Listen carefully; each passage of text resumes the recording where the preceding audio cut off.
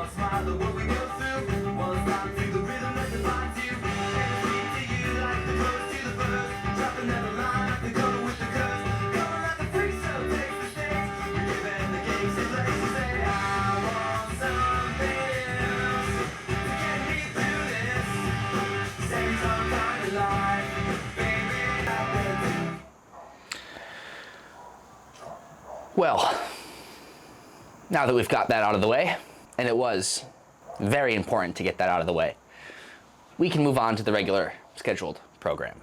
I had an extremely important insight today about what my dream vlog would be. What, if I could vlog anything, would it be? And I'd like to share that with you now. I see these tarps everywhere.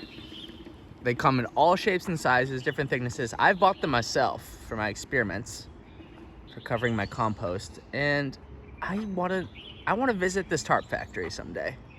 I think it's one big tarp factory who just cranks out all the country's tarps. I want to meet the tarp boss. Guys, I want to meet the tarp boss.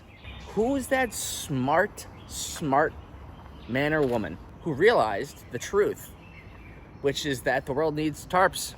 Someone needs a good, reliable tarp maker. And I'll be that tarp maker. That's what they said at the outset, and since then they've made a killing. They've made a killing on tarps. I see these frickin' things everywhere. I bet I can see one right frickin' now. Just looking around randomly. Nope. Nope, I can't. No, I can't. Oh, can I? No, I can't. But, you know, the tarp. Everyone's out here doing biotech sales, doing frickin' AI, you know, stuff. How about a good old-fashioned tarp salesman? How about you sell tarps? I bet they don't teach you that in business school. I bet you go into business school nowadays and they're like, ChatGPT, man, that's the future. And you're like, no. How about I buy and sell tarps? How about I make really good quality tarps for the everyday tarp user? How about that? How about that? I respect the tarp. I respect the tarp, and I respect the tarp maker. Because who has never used a tarp? Who? All the hands in the room are down on the floor. I went like this, right? Negative hand raise because of how necessary it is for me to use a freaking tarp. How about now? I'm looking for tarps. Still not okay. Well, okay, maybe they're not quite as prevalent as I thought. Are those no, those aren't. Anyway, guys, I want to go to that tarp factory. I think that would be a fun vlog to visit that tarp factory. I think that would be really cool. I think that would be rewarding, personally. I think it would be fulfilling. And I think it would help raise awareness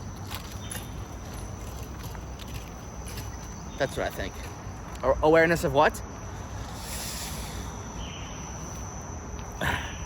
Well, I'm not, well, you know. People will become more aware of tarps as a result of visiting the tarp factory and vlogging it. That's all right. Well, chill with the questions, okay? Don't make me put a tarp over you. Because it's the same colors, right?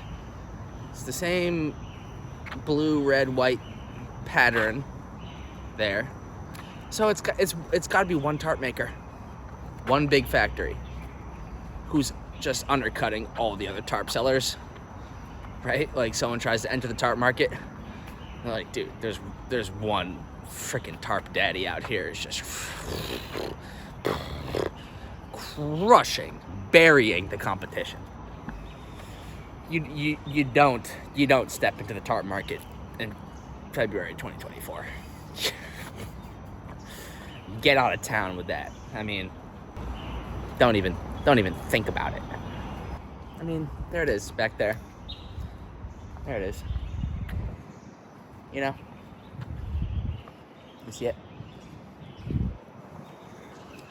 That would be fun. Let's see, that's the thing about that's what's cool about living in China. It's like you see a big tarp and you're like, whoever's making that tarp is in my vicinity. Right? It's like not more than a train ride away from that big old tarp factory. From me and tarp boss sitting down over a cup of tea and talking tarp. Right? We're only one train ride away. One train ride and one motorcycle taxi away. For me and Tarp Daddy hashing it out over tea and a tarp. Maybe we could have like little mini tarps to put the tea set on top of. That would be sick, guys. That would be the literal coolest vlog I've ever made. But a man can only dream.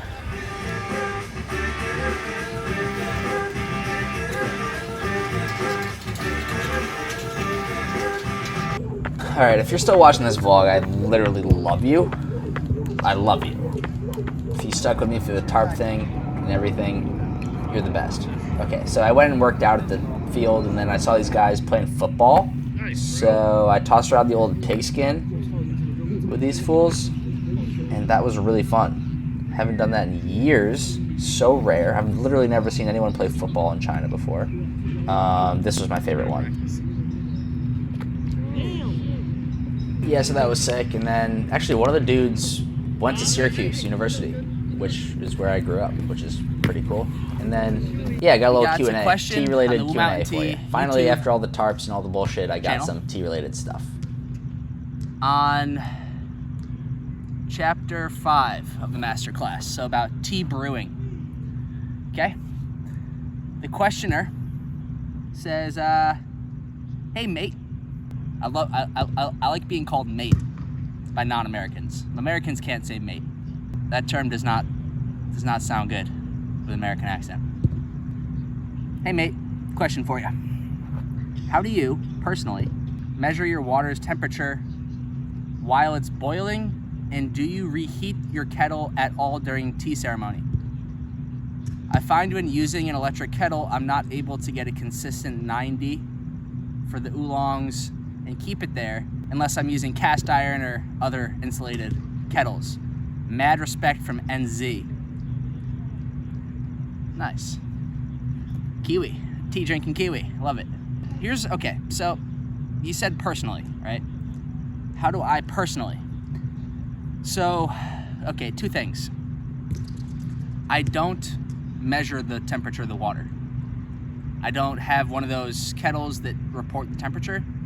I actually use my ears. Basically, as water reaches about 90, the sound of it changes. It goes from like a high-pitched whir to it gets really quiet and turns into like a low rumble. And it's right as that transition is happening that I turn off the kettle. That's about 90. That's what I personally do. The second part of the question is, do you reheat the water during tea ceremony? And the answer is yes. Super common. Nothing wrong with that.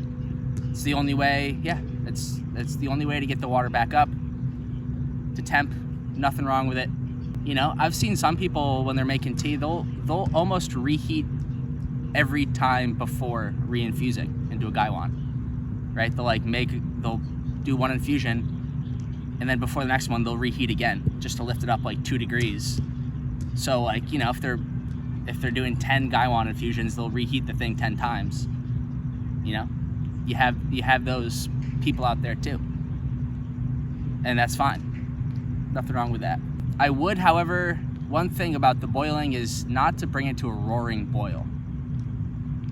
When you bring it up to a roaring boil, 100 degrees, then the water pH and composition starts to change a lot when it goes to a roaring boil. So I stop it before it gets to a roaring boil. I stop it at 90 at that sound change that I was just talking about. That's what I personally do. So next time you're making tea, listen for that pitch change, and then just reheat as needed. Reheat as needed. Yes, correct. All right, so hopefully that answered the question. I wanna visit New Zealand. I would love to visit New Zealand.